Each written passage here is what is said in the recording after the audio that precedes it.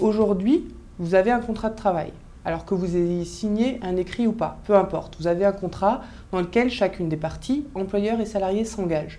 Vous engagez à travailler à certaines conditions, notamment dans un lieu de travail, plus ou moins étendu, d'accord, mais il y a quand même un lieu qui est défini en principe. Ça veut dire que si on vous demande d'aller travailler à l'autre bout de la France, vous pouvez refuser et ce refus n'est pas fautif. Donc vous restez en emploi. Avec cet accord-là, si vous refusez, c'est la porte. Vous êtes licencié pour motif personnel de façon automatique. Donc on vous impose de modifier votre contrat.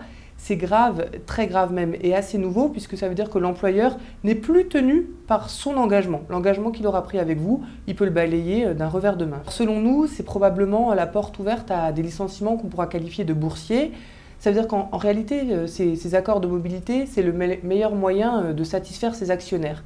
Admettons que les actionnaires demandent à l'employeur de se débarrasser de salariés.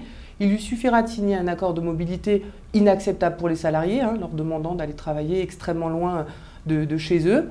Ceux-ci refuseront et on les licenciera pour motif personnel.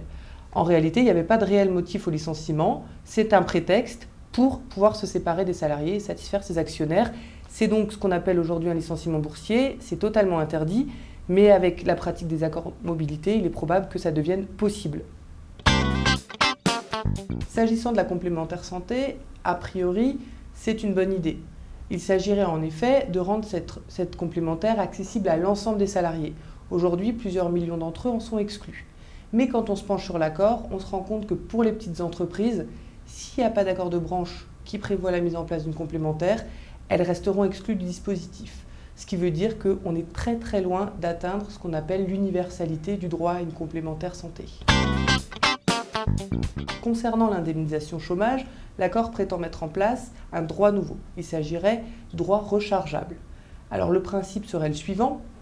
Lorsque vous êtes au chômage et que vous retrouvez rapidement un emploi, vous ne perdez pas les droits que vous n'avez pas utilisés, vous les mettez de côté pour les utiliser plus tard.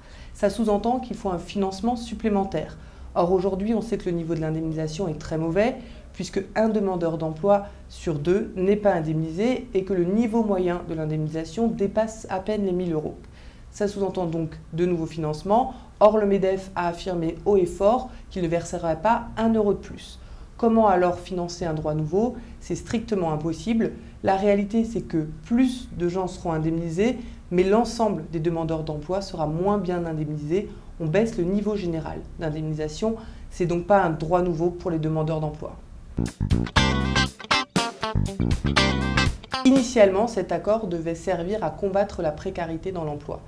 Il s'agissait notamment de dissuader les employeurs de recourir aux contrats courts, aux CDD, contrats à durée déterminée. Pour cela, l'accord prévoit de taxer davantage l'utilisation de ces contrats, c'est-à-dire que la cotisation sociale que l'employeur paiera sera un petit peu plus élevée. Le MEDEF a fait ses calculs, ça lui coûtera 110 millions d'euros. En échange de quoi, il a obtenu des exonérations sociales nouvelles qui se chiffrent à hauteur de 150 millions d'euros.